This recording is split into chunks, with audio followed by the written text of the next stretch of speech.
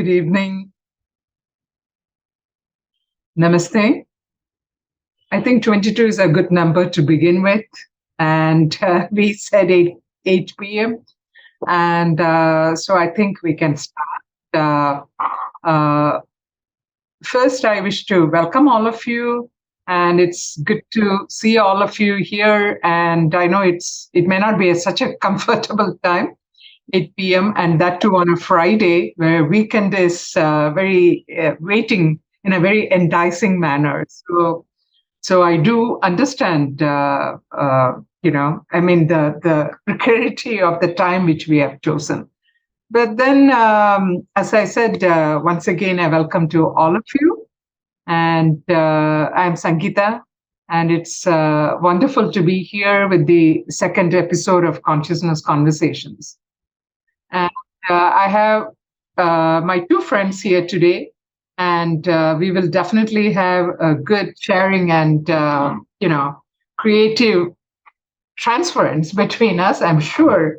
But before that, I thought, before I introduce my friends, Anna, Goodman, Herrick, over there. She's waving. And Ritvick, Khanna from Delhi, New Delhi. We will start their introductions, etc., in a few minutes. But first, I wanted to just remind you about this program, Consciousness. By the way, we don't see any faces. This is a poetry session, right? I see only names and dark rectangles. So, if possible, just show yourself so that, all of us will be motivated, and we know that we are not speaking to ChatGPT types, but only to human beings. So that will be really nice if you show your videos, and so we can have a face-to-face. I guess that will be interesting. So may I request you to show your videos if possible? And if not a huge issue with you, please show your videos so that, I'm sorry, I said videos, I am your face. You don't have to show a video, but you can just appear. You can unmute yourself and, not the audio, but your face, if we can see. All right. It looks like there's no response to that. Am I audible to all of you?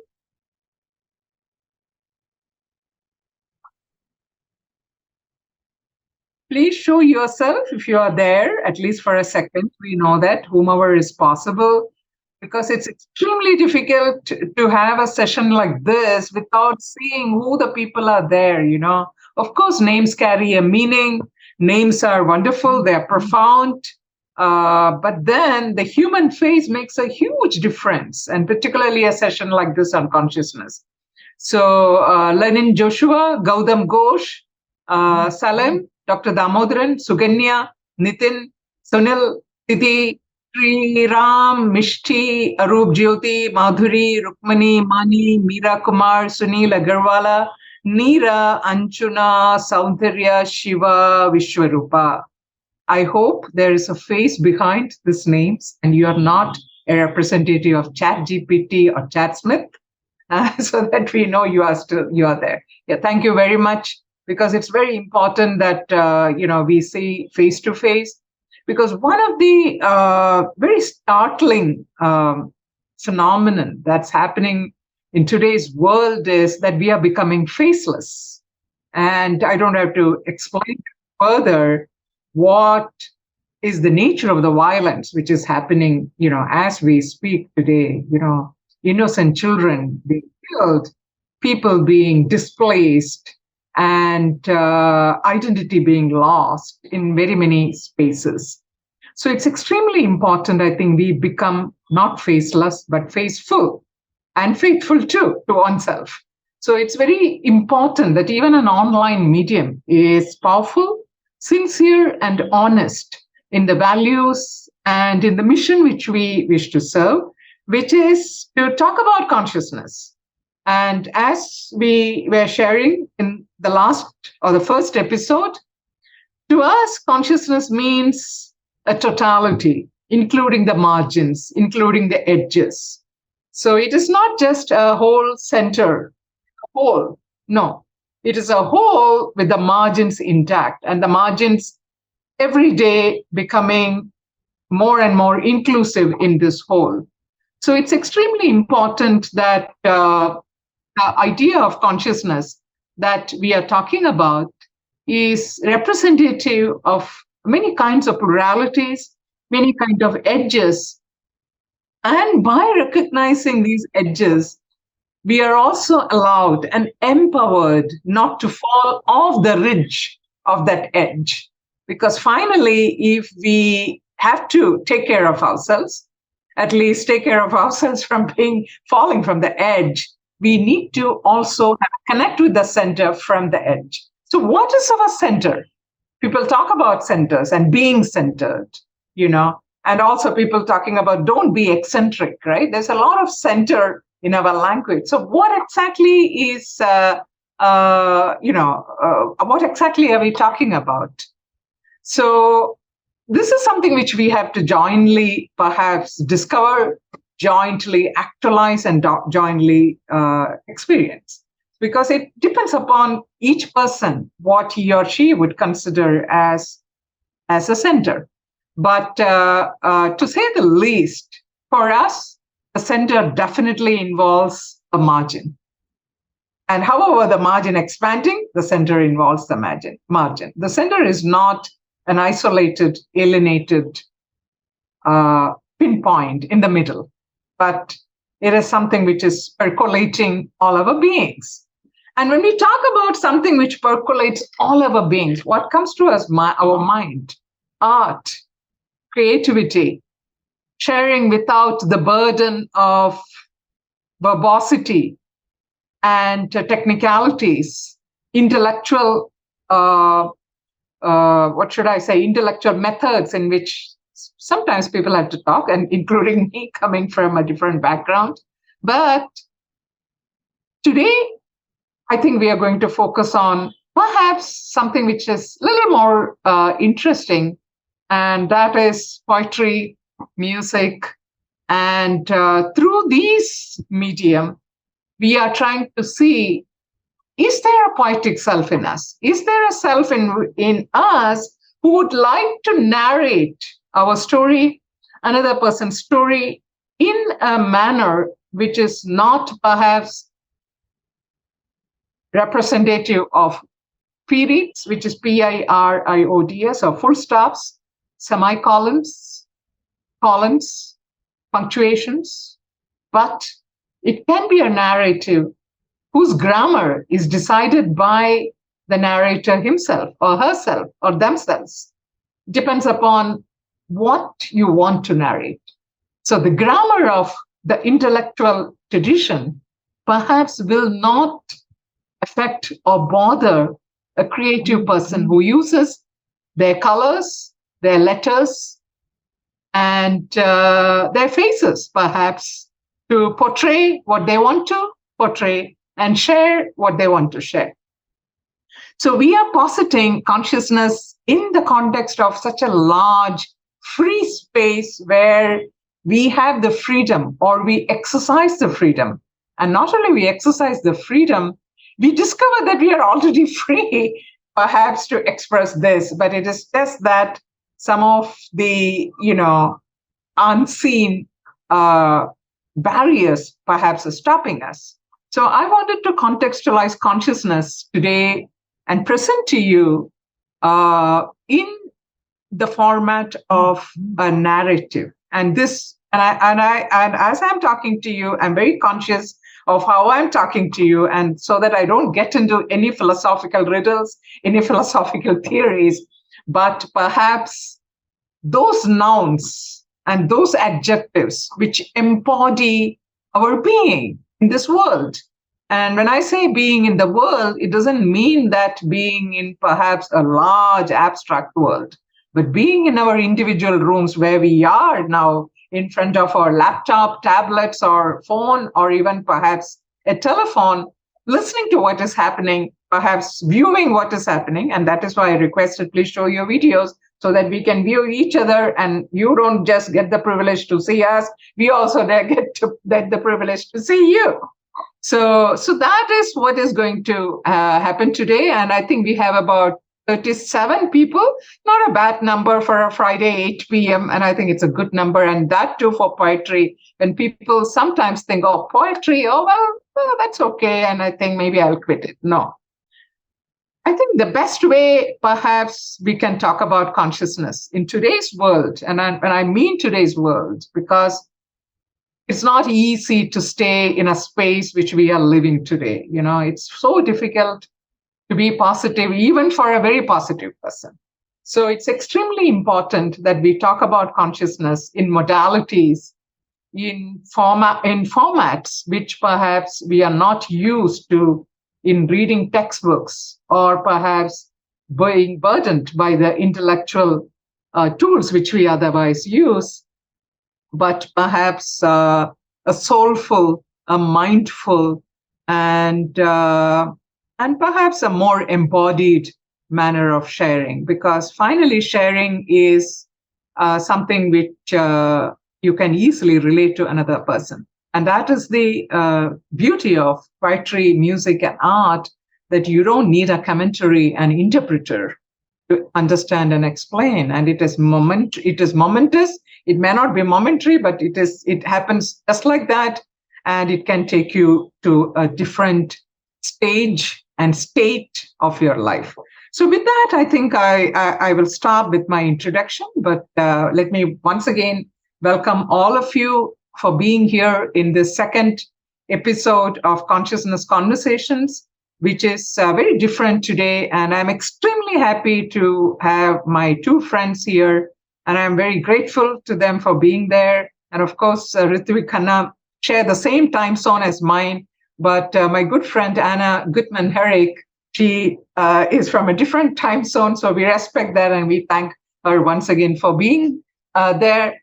So first, what we are going to do is we will ask our two friends today to introduce themselves, because a self-introduction itself is a very creative form.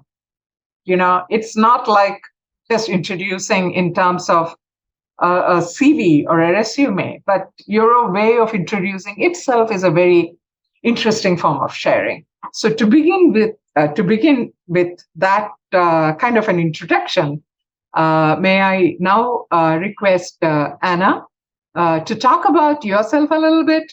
What is your passion, and what have you, been up to, and whatever you would like to share about yourself, or perhaps any thoughts you have. So maybe we can take about 3 to 5 minutes, and let's listen to Anna Goodman Herrick. Thank you, Sangeetha, for that beautiful, beautiful explanation about consciousness and consciousness conversations. Probably, as many of you know who are creatives, the hardest thing is to talk about ourselves, because we're used to output, right? We put into creating, or less interested maybe in explaining who we are.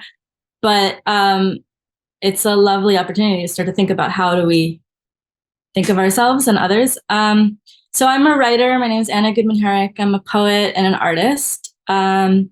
Created installations based on my work, based on my art, for museums and galleries.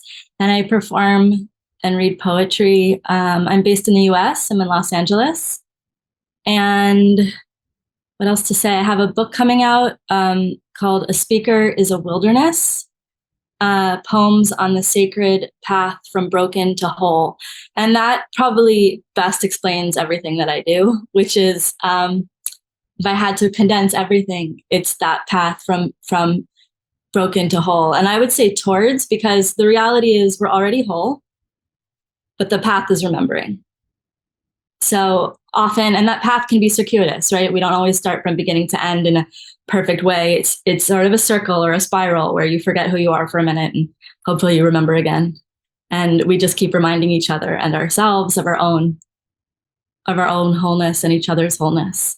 So I think a lot of the work I do revolves around that. Between advertising and media, and I'm a big fan of a lot of things that media can do, but I'm also aware that we're often getting messages that we're not quite sacred, or we're not quite whole, or we're broken and there's something needs fixing. And if we just buy this thing, we'll be whole again. And or various things have happened to us, and then we interpret that, or we're socialized to interpret that in some way that, oh, now you're broken. And of course, the reality is we're always sacred and we're always whole. And so most of my work that I do is towards remembering that and reminding each other of that.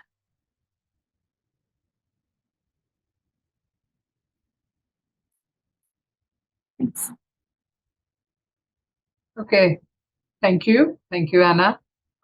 Thank you for that very, very nice way of introducing, and very poetic introduction, I should say. And may I now request Ritvick Khanna? And I think before he introduces himself, I should perhaps say a word.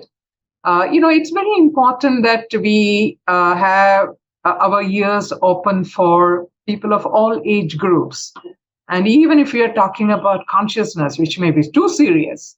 So I was extremely happy to have found a young 21-year-old, Ritvick Khanna, who just graduated in English literature, talking and doing things like consciousness. It was so magnificent to find him. But let me not steal the light, which definitely he would like to perhaps share. So Ritvick Khanna, please. Hi, thank you very much, Dr. Menon. As always, I'm extremely flattered to be described like that. And it's also very fitting. And I think, Anna and you, the points you brought out about introductions, it's something I really ponder about. And to introduce myself in front of people at an event called Consciousness Conversations, if I sort of fixate myself on the I parts of my introduction, I would not be doing justice to what it means to be human, because in regular forums, I would start associating me and what I perceive to be myself to be associated with the work that I do, or the age that I am, or the education that I've been imparted with. So to define, myself is also to limit the universality of human experience. But for the sake of language and linguistic barriers, which don't allow me to transcend, hi, my name is Ritvick. As described by Dr. Menon, I just graduated from Ramjas College, University of Delhi, in English literature. I have been writing music for nearly 12 years, and I've been writing as a whole poetry prose for about 14.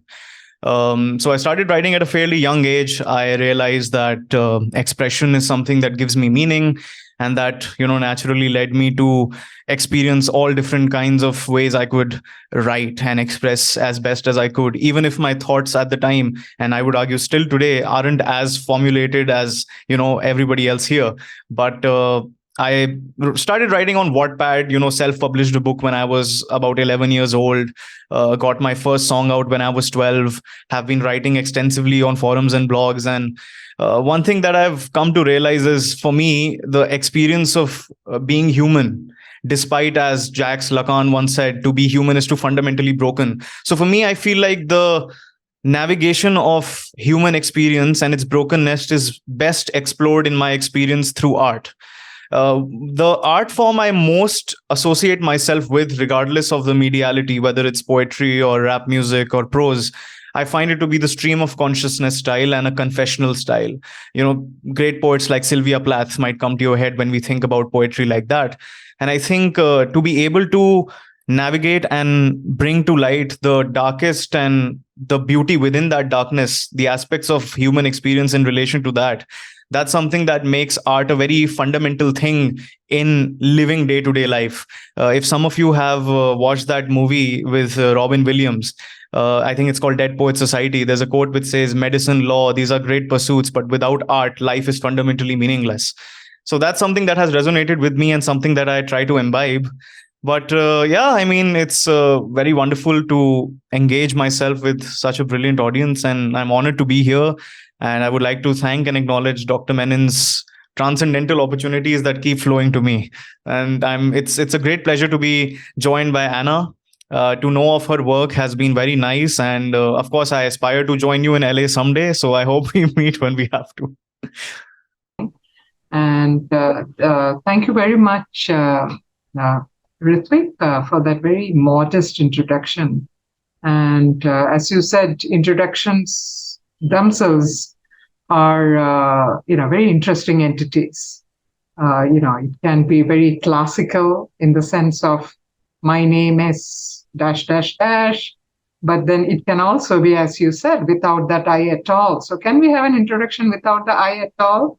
Well, we don't know. Even with the I or without the I, can we have a inner I which sees the outer? That also is very interesting. So now let's move on to this program. And to begin with, may I request Anna to share a poetry for a few minutes? And it's completely up to her, and it's all a surprise, themes. So just be ready for the privilege of listening to Anna Goodman Herrick. Thank you, Dr. Menon. So I prepared some poems to read, and sometimes I'll go off the cuff as well from some of the beautiful things you both brought up already. So let's see. I'll start with this. It's called Blessing for Diaspora as a Spiritual Practice. To be alive is to attend a prayer service, to do the work of the heart in the temple of the world, to build the tender center of that temple inside yourself is a blessing. To seek for that center again and again in everyone, each body a tent for conducting its own ceremony into ascension, to build the altar within you and decide what you will sacrifice and who you will not, to hold all the brokenness for the sake of any chance of repair, to welcome everyone exiled, everything broken from its origins, all holinesses ripped from their dwelling places, and chant together, here, here, here. And the next one I will read, let's see, is called Wonder. Wonder. We know the sun doesn't rise anymore or set, and yet we're determined to continue this myth. We gather on beaches like bonfires. Some people clap to see that glowing orb go down. Our rituals and traditions. We know the water isn't the end of it all. We know we're not the only planet that exists, that the universe extends past the horizon, that the sun doesn't really sink down into the underworld below us and wake up the next day rallying us to begin. We know this. We have known for years. And yet we remain committed to the celebration of this story, to believe what we also know isn't true. I hope one day they write about us, how confusing we were and charming, how we lived in that liminal space where we had been told that we were turning, turning, turning around the nearest star, that there was no such thing as a sunrise or a sunset. And knowing this completely, we still chose to believe. So in my ancestral tradition, which is Judaism, in Hebrew, there's a ancient practice called She'elat Chalom, which is literally dream questions. You ask your dreams a question, and then you sleep, and the idea is when you wake up from that dream, you draw your answers. So this poem's called She'elat Chalom, or Dream Question. These were the signs of my dreams: the wooden table and the wooden chair, rough-hewn from the weathered spiral trunk of a lodgepole pine.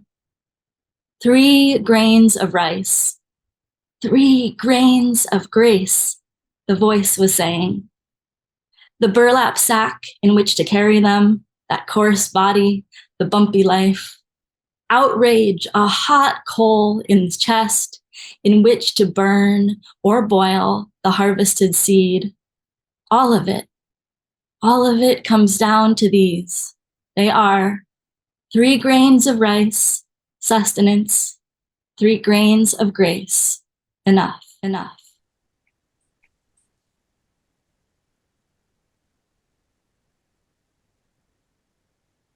So this is called reckoning. Reckoning. You have to know you're enough. And then you have to forget. Then, once you forget, you have to tumble into the soft darkness and let it hold you. Sometimes, if you're lucky, it will whisper to you secrets like, this is happening. You are alive, even if just barely. And when you are on the edge of mercy, in that pillow embrace of that God that you have called pain, you have to let it toss you back into the earthen world and lay you on its ground until you say, I do. I want to be here. And this time, I mean it. So if we have time, I'll read one or two more. Does that work? Yeah, we can, or maybe I'll just call upon the audience if they want to say something, and then we'll come back to you again. That's even better. Yeah. Okay, all right, Anna. Thank you so much for that beautiful sharing. So, if you would like to say something, make your own thoughts, or a few words come to your mind. I know that there are poets here as well as my own good friend Menon is here, who is also from literature, who is also a poet, and many other things. So, I mean, many others here in this group would be writers and authors as well. So, if you would like to say something or share something, have a word of appreciation or a word of inquiry on what Anna just shared with us, please raise your hand or give me some indication that you have something to say. So then I will unmute yourself. You can go to the reaction buttons and show your hand.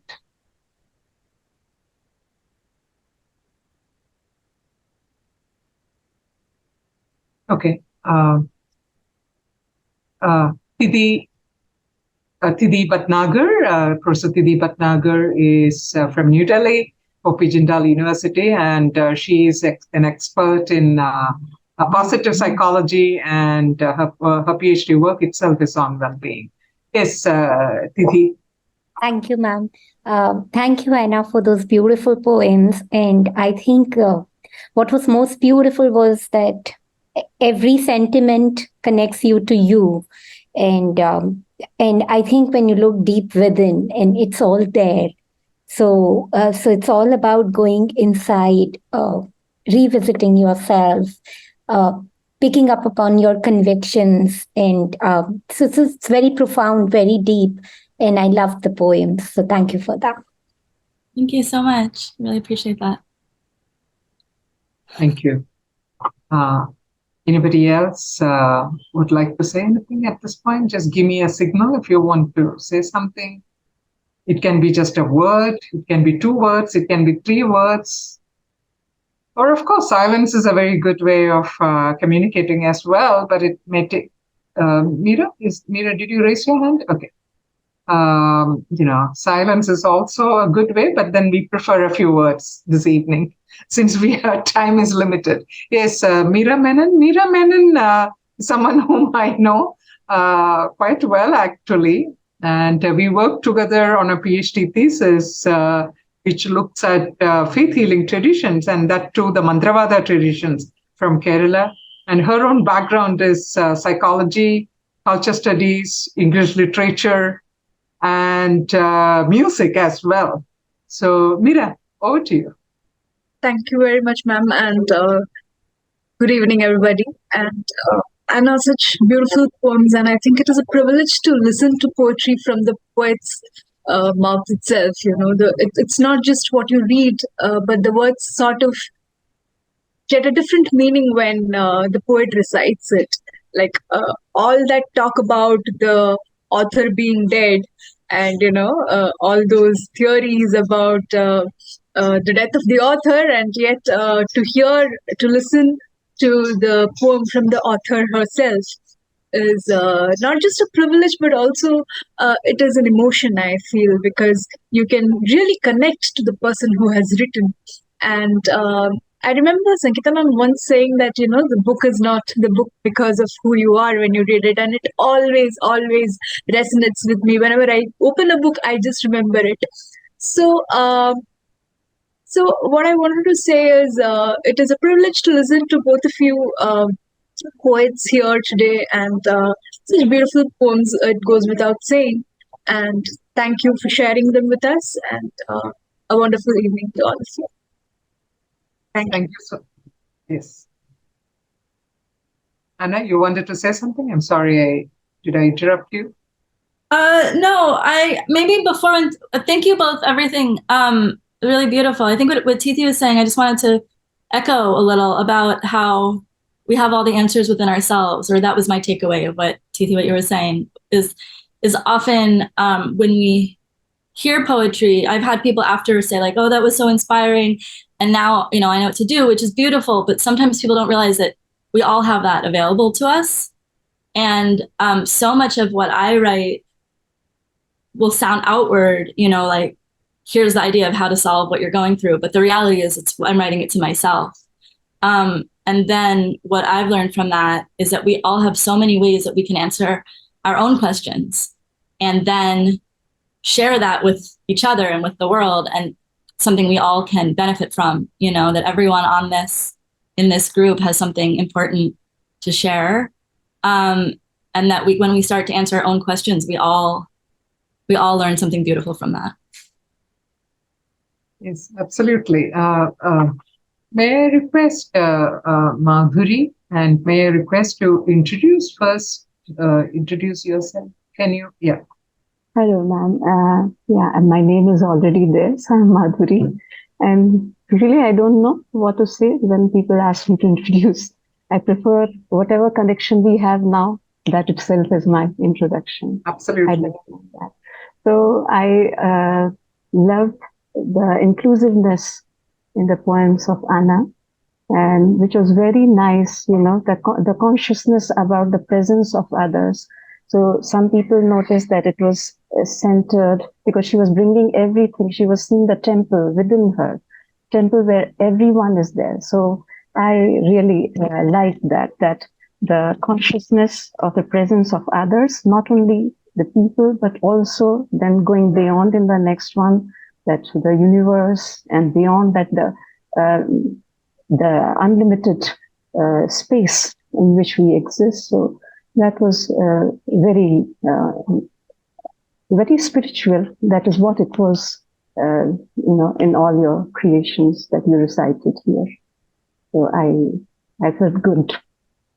Thank you so much. Thank you very much. Anybody else would like to say anything or share your feelings, your emotions on what you just heard? Please raise your hand or give me a signal. Yes, our friend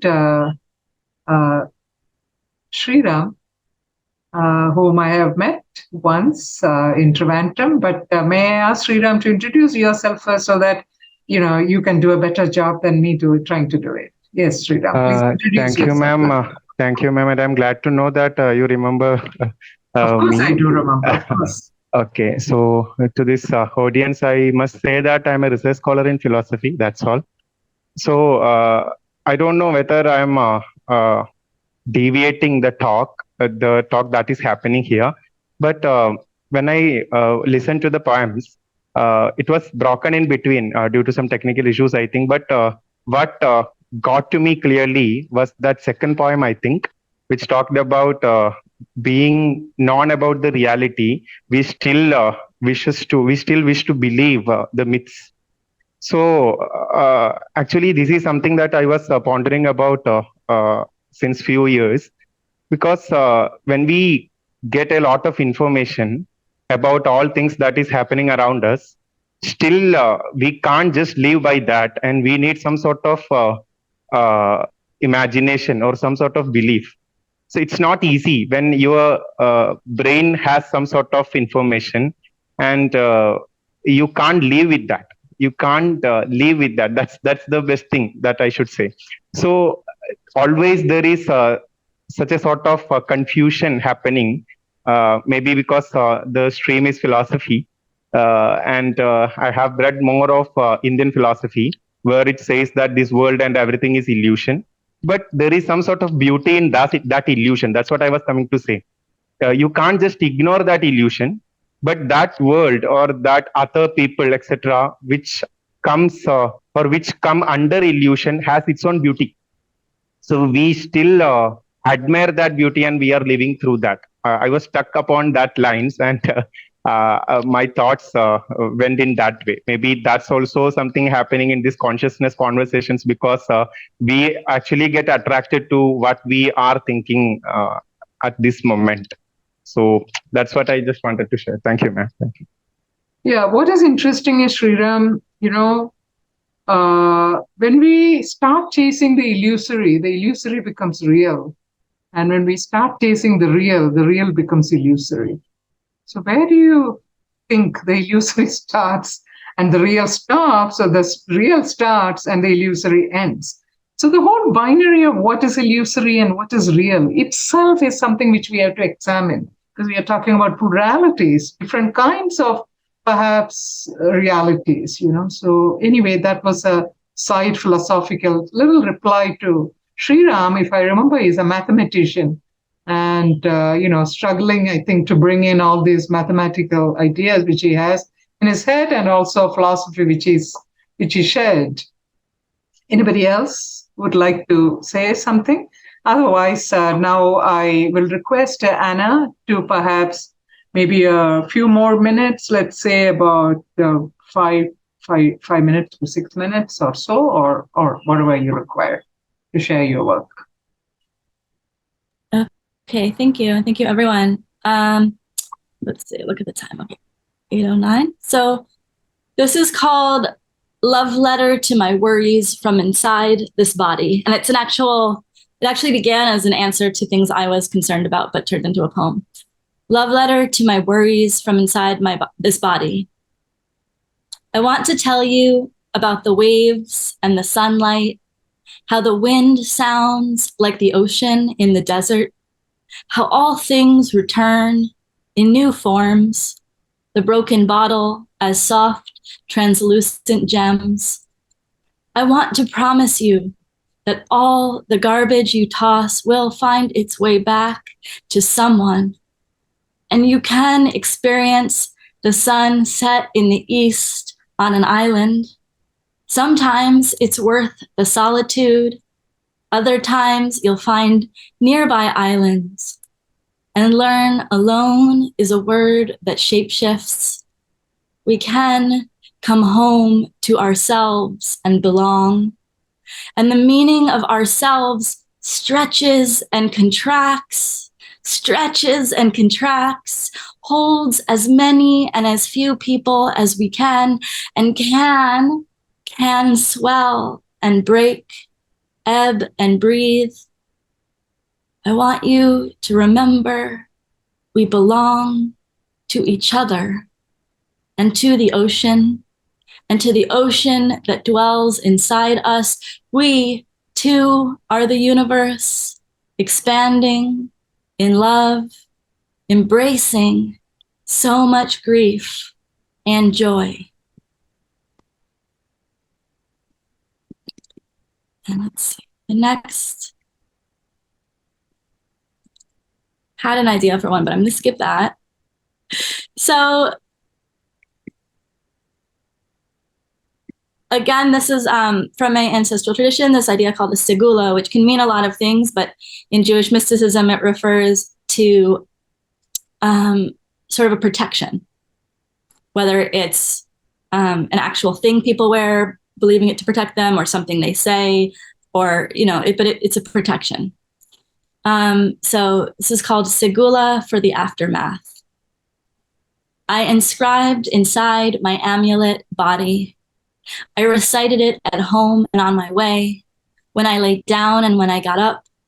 I wrapped it between my fingers, wore its chant as a crown, bound it around my forehead as a jewel between my eyes to ward off any evil eye from staring back and causing me to doubt. I nailed it to the doorposts of my skin and kissed my fingers to it, emblazoned this into each gate I approached and passed through, and it has protected me each day. This. You are strong enough to take the sum of your experiences and make something wonderful. And this has kept me alive, sustained me, and brought me to this season. So I think I have time for one more before I'm going to skip over some things I had intended to read to you. Such a beautiful energy today, and I just want to meet that. So I'll read you this. And this is about, in a lot of ways, my family coming to the States and the duality and the non-duality, holding everything at once. And this is another diaspora poem. It's called Diaspora Prayer of the Refugee's Grandchild. I know how to wrap my hair in a scarf, black and abloom with fuchsias, and call myself my own grandmother. I know there are 1,000 names for God bound around tongues, and 1,000 ways to say my name in all the languages I have longed for, from the places I have tried to call home. I know I am a guest unsought in a stolen guest house, and the refugee who lives on in my blood took shelter here, built from an occupier's dream of home. I know this is not a prayer to be spoken lightly. I know my frame remains a visitor, provisional, and the God alive in my body took shelter built from an ad executive's imagination of a woman, and this limitless is demolishing and rebuilding her. I know when the sacred asks her to leave, she will have to listen. I know when the sacred asks her to leave, she will have to listen. I know I am already an ancestor, and it's time to act accordingly. Somewhere, the future is remembering me.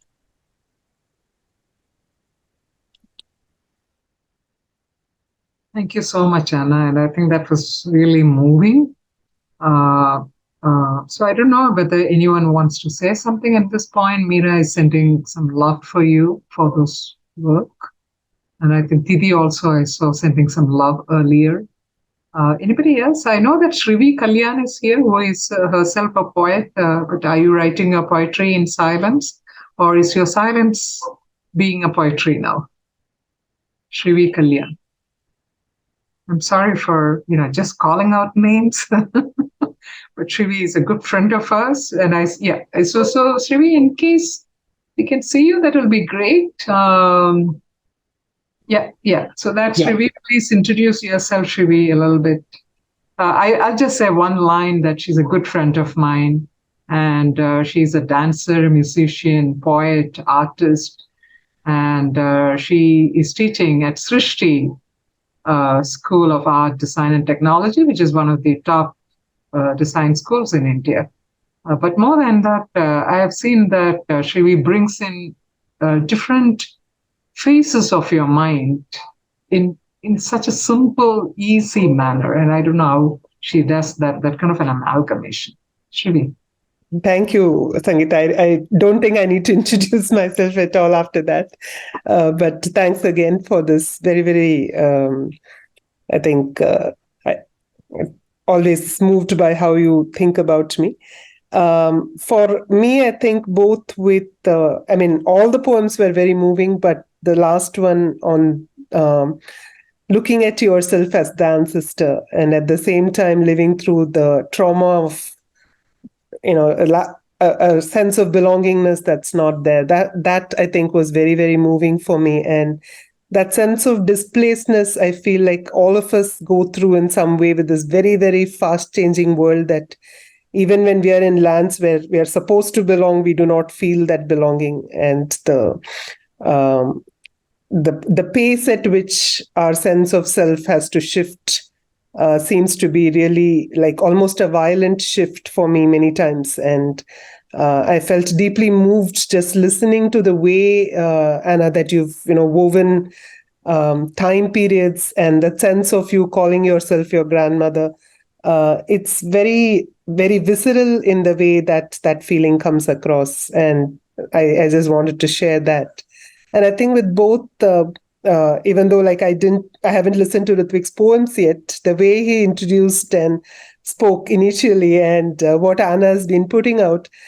Just today, I was talking with another friend of mine about all of us being like broken porcelain. That's, and the Japanese have this beautiful art of bringing it to life with gold, the kintsugi. And somehow I felt that today's conversations is really like that craft of kintsugi.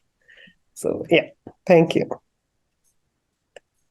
Thank you so much, Shrivi. And anybody else want to say something? Otherwise, we will move on because Ritvick has been being very patient. And I think we also have been very patient, perhaps, to know what Ritvick has to offer, because he's a musician, he's a poet. And I think he's an artist of many faces. So, and I think he has a few surprises, though a little bit I know what he has to do today. But I think let's share that surprise with others as well, Ritvick. So over to you, Ritvick. Thank you, Dr. Menon. And it's a wonderful way to signify our parasocial relationship, because right in the moment I have imbibed on this surprise to read my own poetry, although I wasn't intending to. But having heard such prolific lines from Anna, I'm, intrigued by her philosophical methods of inquiry into herself and into, her generational identity. It's just been really touching for me. And the poem about the universe, as well as, kind of transfixing herself to her grandmother, reminded me of this one thing that Carl Sagan said: in order for you to make an apple pie today, you first have to create the universe. And that's just something that came into my head. And about the one in which you talked about, refugee ship and things like that, I actually wrote a very similar poem when I was 16 years of age, and I was going through a breakup. But somehow, this breakup poetry, I also kind of tailored it into something that can be interpreted through the lines of the partition. So if it's fine with Dr. Menon and the crowd, I may share some poetry of mine for like a minute or two. Yeah. Sure. So yeah, this one is called From Home to Home and Heart to Heart. So I write very short poetry mostly, but from home to home and heart to heart, you can either interpret it as someone who's just gone through the partition of India, or someone who's trying to find his lover in other people. We go from home to home. We go from home to home. We go from heart to heart. We go from home to home, sway away in belongingness. But isn't home the same four walls or that one cold heart? And aren't the rest just refugee camps? A very short, poetry, but it's still one of my favorite pieces. And the other one is called Thorn Sunflower. Yeah. The care I give myself is a thorn sunflower with petals ablaze in self-destructive flowers. Like a surfer of lava, I navigate my eruption and I disguise it as my own birth. My destruction becomes my decoration. My glitter is battle-scarred. The embrace I give to myself could do well with less nails that pierce through me. And another one that I would like to share is called Territories of Peace. In the peach of your skin, I named territories of peace. As scents of my love enraptured your rosy lips, a sight to behold you became. The daggers in your eyelashes pierce through my thickest skin, but there is no wound to track. A perfect criminal my lover was. Through the darkness of her light and the tornado of her words, it became never-ending, a cyclical concept of damage, like we theorized our universe together. But when our love becomes stale, I wonder, where does my affection go? For the hopes I had for us now rest amidst absence. A dreamy love that we killed. I sit here and wonder, how long could we have imagined a future that isn't ours? And another one that I would like to share is one that's awaiting publication. I'm very proud to share that. It's a very simple poem, but I think it also kind of revels in its simplicity. It's called There's Ice in My Coffee. There's ice in my coffee. I'm too far behind in life. My mind is a mansion, anxiety the ever-present guest. There's ice in my coffee, flavorless is I. There's ice in my coffee, too many people in New York City. I'm afraid of being just another face. There's no grandeur in normalcy, but I wonder if there's peace. There's ice in my coffee, no direction, no Google Maps for life.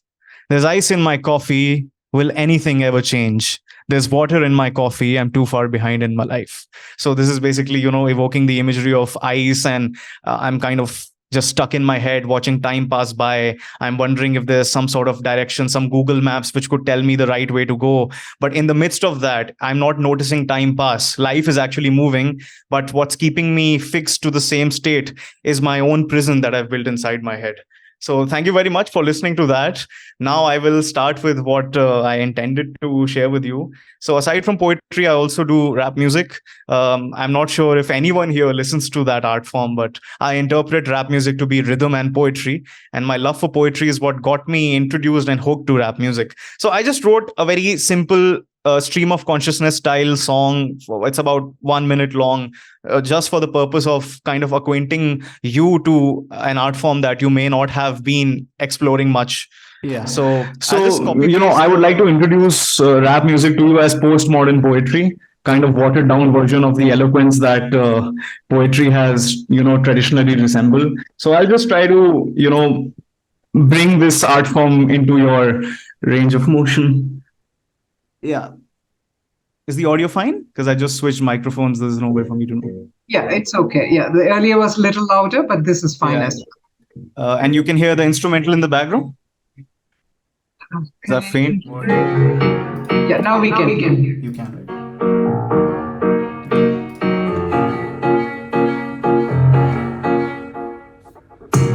I wake up, I can't find my phone. Got a lot of work ahead, but I can't focus. Get me in the zone. I got reels here, I got shorts there. My sadness needs no warfare. For all the things that I go and bear, I get the titles that I hate to wear. So who am I don't know. I serve employers to fund my home. That's what I gotta do just to stay afloat. Forget my dreams as soon as I awoke. 70 messages, 19 calls. They want my time, ain't that an assault? Now it's their form for some kind of withdrawal. Dear, this is existence, you can't revoke. So you gotta submit to the world, to the employer, to the world, to the phone, to the net, and algorithms. Don't forget, they're gonna haunt you, take away things that you hold dear today, such as dreams. Nah, I mean the visions you gave up just to seem normal and not like a beast. They don't like someone who wants to feel free. They want a slave who can engage and give his likes like a golden cage. Squeeze the life out like juice from a grape. So our consciousness is synonymous with some politics or pretentiousness. There's no alternative that's audible. All I ever see is an obstacle. Oh God, someone stop this, I don't feel good. I'm used to masking, I wear a hood. Know that I'm too different to be in a group. Shut my thoughts up, it's time for Netflix and food. So this is just, a few lines that I wrote the other day to sort of, get you acquainted to what rap is about. So in a very simplistic and reductive sense, it's about expressing emotions which would otherwise be very rigid in poetry in something that is easy to follow, but also has a lot of imagery as well as post-modernity to it, like Jameson would explain. So I hope you understood and could follow through with it. If the audience could just give me some feedback on the audio quality, as well as if you could follow through with what I was saying. Thank you so much, Ritvick. And I think I'm getting a bit of audio echo back from where Ritvick, I think there's a little echo back, so maybe I'll just, yeah. So I think this was just excellent, and thanks for sharing it with us, and thanks for trusting it with us, your work. So absolutely beautiful, but I think many people are also sharing their love and appreciation. Sharuba Nagaraja, I saw you clapping. And anybody else would like to, respond or reply to what just Ritvick shared? Meera, you want to say something? Yeah, please. That was actually really wonderful, Ritvick. But I just wanted to say that while you introduced yourself, I was just pleasantly shocked. I must say, I was thinking, is this how 21 years old talk these days? Because I'm perhaps just a few years elder to you, but then I was like, oh my God. The way you were speaking and the vocabulary and, the kind of things that you were speaking about itself was just mind blowing. So it's fantastic to see someone your age being so accomplished and speaking the way you do. And yes, it was actually quite fun, and I must say drastically different somehow to what Anna shared with us, which was perhaps a deeper emotional and a deeper or more intense, let me say, way of expressing ideas of oneself. Whereas um, when you rapped, it was a very pleasant, it was a very fun way of connecting as well, and both has its own perks and both has its own ways of making us feel connected to you, and it was beautiful to get to know each of you, and it was a really good experience. So thank you, both of you, like ma'am said, for trusting us with your work. Like some of us, the more selfish ones, and also the more, let me say, I really don't have a word for it, but we are very miserly when it comes to sharing our work, and neither do we trust ourselves nor do we trust others when it comes to sharing our work. So I can imagine how much trust and how much courage it takes to share your work, and it's wonderful to have you do that. So thank you very much, Anna. Thank you so much, Meera. And she herself is quite an accomplished person for her age as well when I met her. So it's really amazing to see, people of a different age breaking our thinking about a stereotype thinking. Okay, people of this age are like this. So I think people like Ritvick, Meera, and others are testimonials to alert us that please don't, have stereotyped way of looking at people.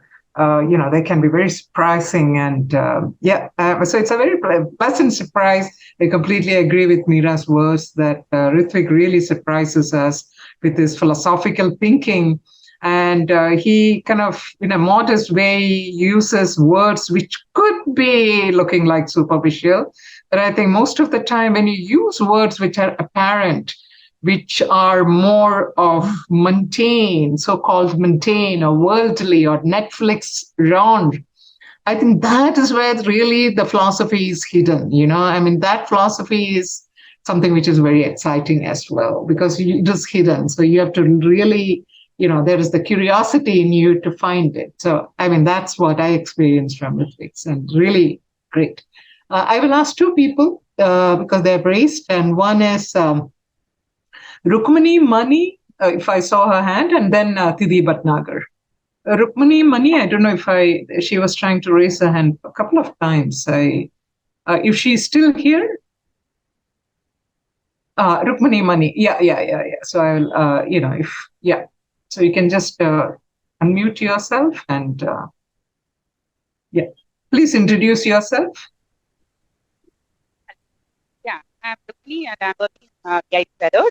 And the topic itself is the poetic self. And I was very much excited to be a part of this. And listening to all these poems, I was, very much, thought-provoking, yes. But I was contemplating about who is this self? Is it me? Okay, your voice is breaking up, at least to me it's breaking up. I'm not able to get all the words, but I can see that you're trying to say something profound, but we can't hear you well. Hello? So maybe as she checks her audio, may I request Tidhi Bhatnagar to share her experiences? Hello? Should I, ma'am? Yes. Okay. So, Ritvick, I loved it because, and especially thank you for putting it up on the chat box. It was easy to catch up. And I loved it for a few reasons. There were so many themes inside this. And when you think about rap, it's mostly, people think, okay, it's just people are catching upon definitely everyday things, things that matter, things that are important. But then you may always not have sophistication in the thought process. And that is what I loved about this rap of yours. I enjoyed it for sure.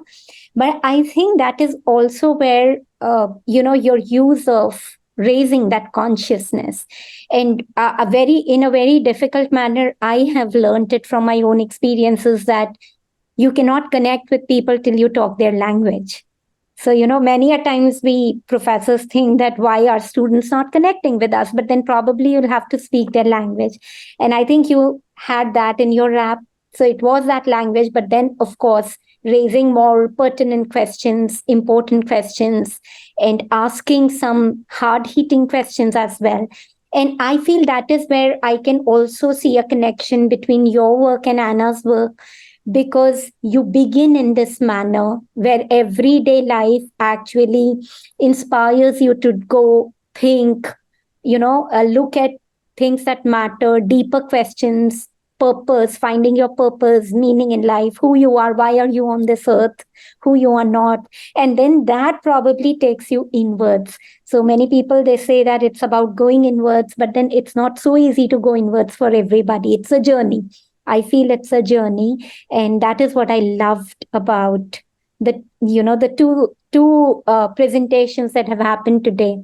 And thank you so much, both of you, and thank you, ma'am, for really having this session. I loved it. Thank you so much. May So I much for respond a speaking. little? Yes. Yeah, Yes, yeah. please. I think, ma'am, you've like really brought up a very pertinent point, because I also come from that background where I have to choose which sort of language I have to deploy in which art form.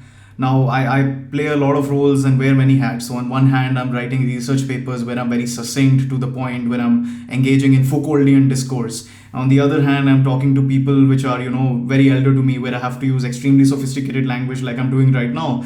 On the other hand, on another entirely different art form, which is rap music, mainly consumed by Generation Z and Gen Alpha to come, I have to use slangs and ways of communication which are entirely boiled down to the core, in order to, bring very complex and mind-boggling concepts which have philosophical undertones to language which can not seem, something like, oh my god, he's not putting any effort, but something which also strikes and resonates with the audience, as well as, maintaining some literary identification of its own. And I would argue that's one of the biggest conscious struggles that artists have, because for us, our internal monologue is what we're transferring onto the page, and our internal monologue and ways of thinking are influenced by our life. No matter how much Roland Barthes would say that the author is dead, the author is very much alive, and he is extending a part of himself or herself onto the page, which is then birthing and creating a childishness of its own. So it's a struggle that I think even Anna would relate to, and any other creative soul would relate to. And I think for you to bring this up, it's just very, very, I feel very happy that you were able to process everything in such a way, and to be so open to an art form which is so alien to, this audience. I feel really happy. Thank you. I do. Right. Anybody else? Because don't think that Ritvick is done with what he did. There is more coming from him. So, but then that's what I would like to almost end this program. But before that, anybody else? Rukmini Mani, yes, please. Can you unmute yourself? Your audio had an issue earlier.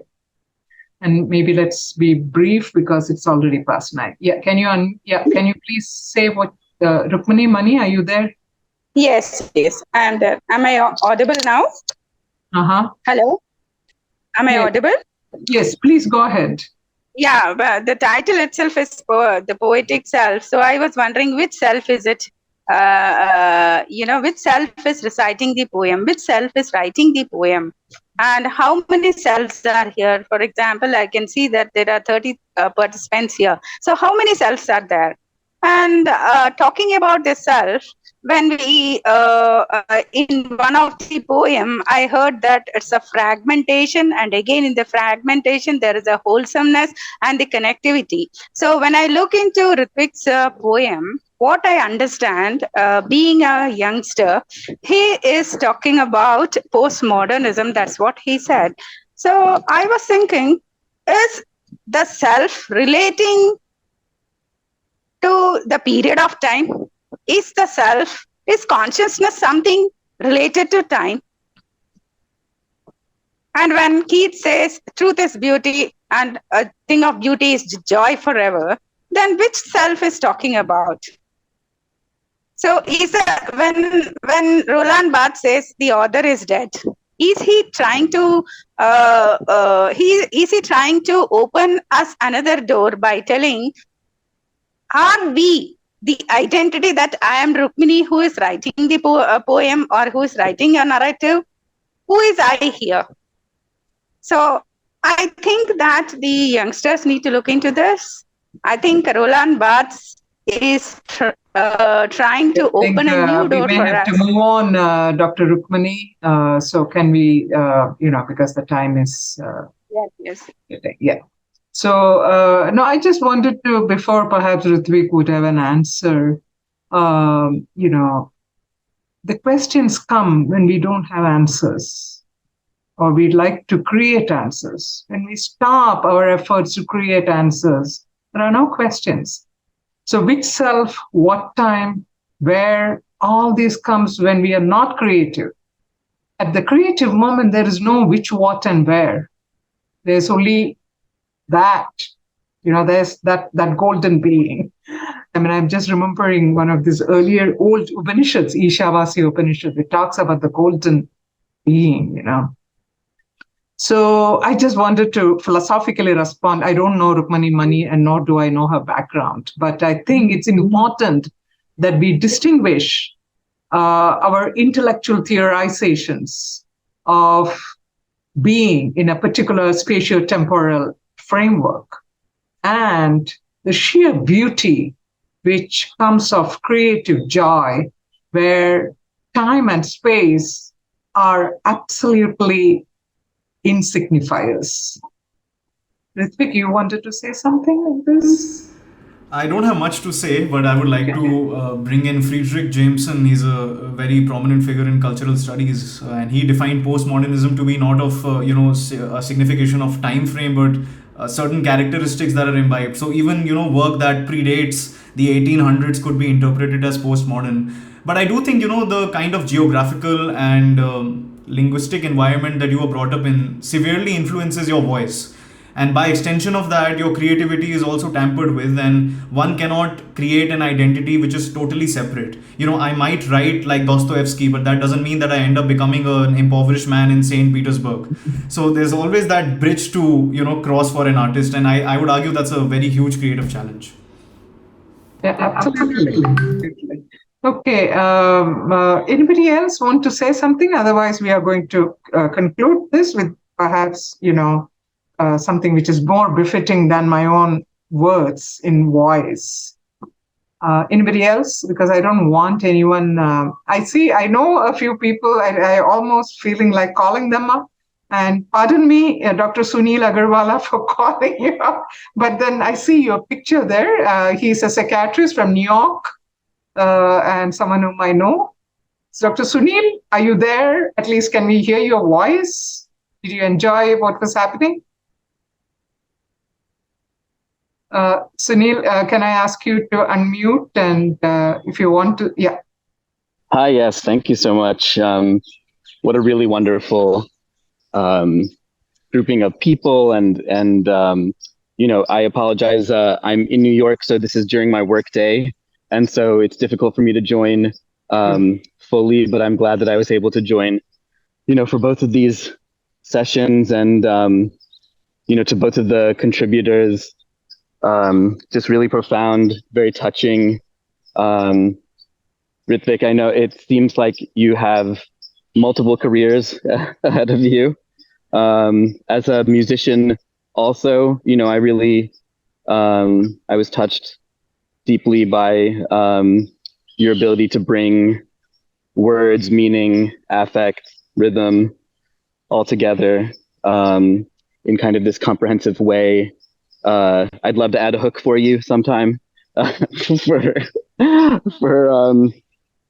some of your rap, because it was really very compelling. So thank you to everyone, really, and thanks for calling on me, Sangeetha. Yes. Thank you so much, Sunil. And I thought it's important to call a person like Sunil Agarwal, who is silently watching, hearing this in his hospital, where he is addressing to patients. He's working in a very reputed hospital in New York, and an MD in psychiatry. So, someone like him, what does he feel about this poetry? And I think that was important. That's why I took the courage to call him out, though I suspected he might be in the hospital. But so sorry, apologies, Sunil, for interrupting you, but it was really great to hear your words. So if I think maybe we'll move on, and if nobody else, so I think now I will request Ritvick to, not to stop where you stopped, and perhaps to start where you started and never stop. Thank you very much, Dr. Menon, and thank you, Dr. Sunil, for such motivating and inspiring words. I mean, you also, I can understand you relate to this multifaceted identity of a human being, being a doctor and also being so musically able. It's just really inspiring to hear. And obviously someone of your experience and placing, it makes it even the more sweeter. So I'd like to close out this session by just sharing a few lines from a song I wrote again when I was 17. I was giving my board exams, and instead of writing, something about pain or something to make people, touched by that pain, I decided to kind of write a song which preaches my artistic message of hope, strength, and gratitude. So instead of writing a song which was originally meant to be losing my mind, I ended up writing a song called Unbreakable.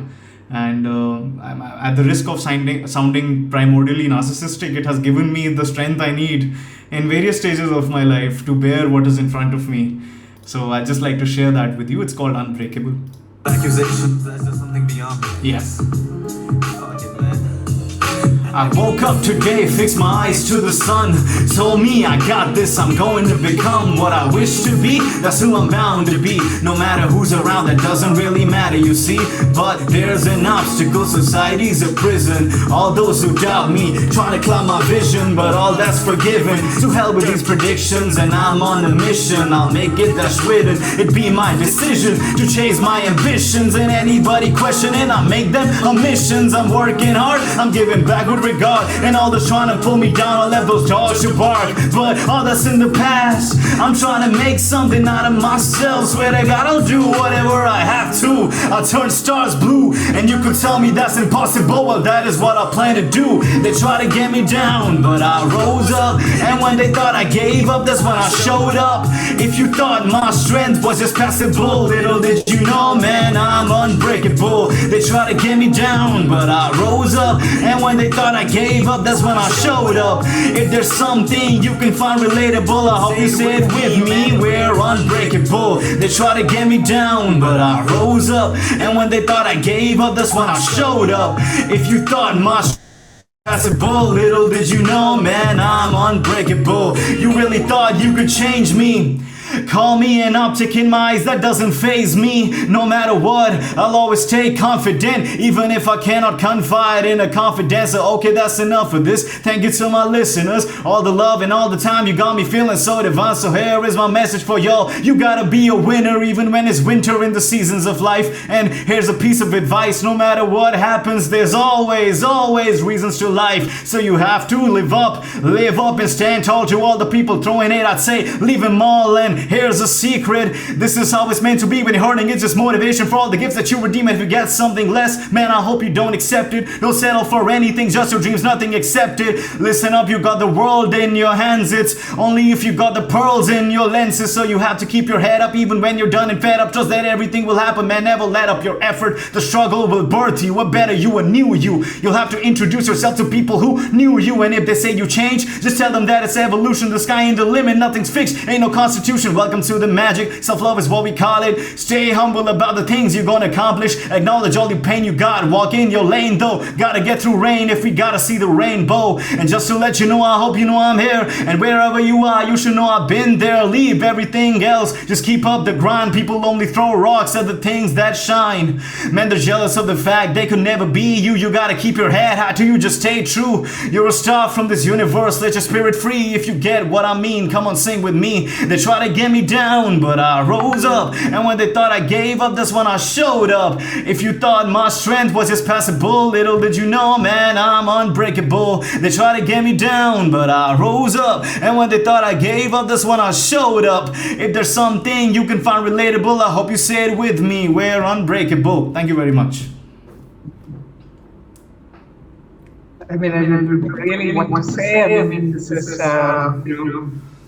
such a beautiful and really, I think, shares the message of this program. And it's so nice to listen to you with such a multifaceted personality, as many others said. Anybody wants to say something at this point? But I think many people are sharing their appreciations through, emojis. But anyone else wants to say something now? Just to wind up. I mean, we don't start a new discussion now, because I think what Ritvick just shared itself is a befitting conclusion. And perhaps we will just keep it like that unless we have a few words. Yes, Madhuri. Hi, Ritvick. It was so nice to hear you. And one of the reasons, I was curious actually, the moment I saw you're 21 and you are going to express yourself on consciousness, I was curious actually. And after hearing you, I personally, for me, it feels that you bring out, you have tremendous capacity of expression. And that I think is because, you have been writing already, so you have tremendous control over that. So you're able to connect. So deep things you're able to bring out the way it will connect with others. So I know, I'm much older than you for sure, much older, but I can connect. I also like to connect with youngsters and I can understand. And you actually echoed what almost all of them feel these days. Most of the youngsters, they are wanting to break out, not to remain in that mold, which the elders like us, want. They have their dreams or their notions about life, but times have changed, and it was beautiful to hear you. So congratulations to you. And I wanted to say, stay blessed and continue writing and, expressing yourself and communicating others' voices. Thank you so much. Yeah, so I wish to also, perhaps, I don't know whether I've shared this. I have actually requested Ritvick to be my co-host for this program, as long as it allows him. So his music will continue for perhaps a few more or many more episodes to come, because it's not very easy to find beings. I wouldn't say a boy, girl, or anything. Beings like Ritvick, who brings together a lot of interesting stuff with him. So Ritvick Khanna will be with us in the coming episodes as well, and we will get to hear from him more, his poetry and his music and his singing. So don't feel sad that, oh, why not one more? We will have more than one in the coming episodes, and I'm sure, he'll be writing more. So anybody else wants to say something? Otherwise, we will conclude this program. And I feel I don't want to interpret what perhaps Ritvick shared or Anna shared in their poetry. But basically, I think they're representatives of consciousness. The many faces of consciousness are revealed through their work, through their being there, and their way of narrating and sharing with us. So it's a great privilege to find these two people in their own distinct ways trying to connect with us. And they're already connected. And unless they are connected, we wouldn't even saying all that which we are saying, or we wouldn't be feeling what we are already feeling. So it really gives us a great hope that people like Anna and Ritvick are there in our neighborhood. And they are the torchbearers of consciousness. And I think as long as people like them are there, we can still maintain that smile on our lips and perhaps a bit of curiosity in our eyes. So I think we will conclude this session today because it's already 9:23, 23 minutes past our promised time to end.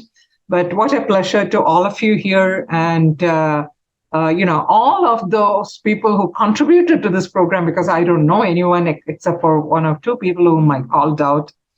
But then there were so many people, Madhuri and others whom I'm meeting perhaps, whom maybe I should be knowing more about their work and their interest.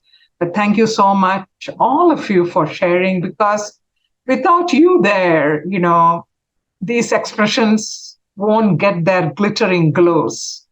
It's like when the sun rises or sets, the clouds get a glitter on their edges. Consciousness is all about the edges, and sometimes it's the edge of the self or the self on the edge. And I think it's important to see both, the self on the edge and the edge of the self. And these two go together. So what Anna and Ritvick shared was those glistening rays of hope, of consciousness. And it's indeed a pleasure.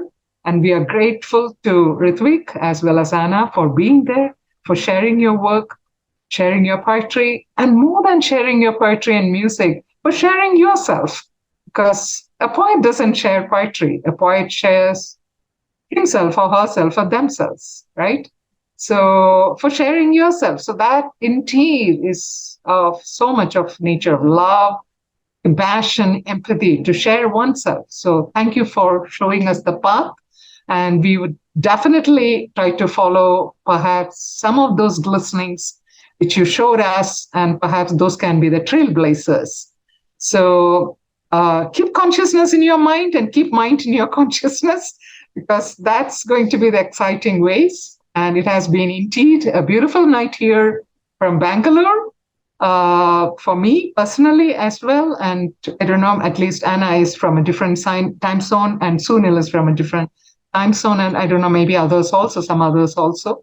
But indeed, it has been a pleasure to be with all of you. So I and Ritvick will be back with another episode where you will hear something interesting, and you will also hear Ritvick singing. Thank you, Anna. Thank you, Ritvick. Thank you, all of you there. Have a beautiful good evening, and let's converse more, and let's be more of that joyful consciousness. Thank you very much. Good night from Bangalore. Bye-bye.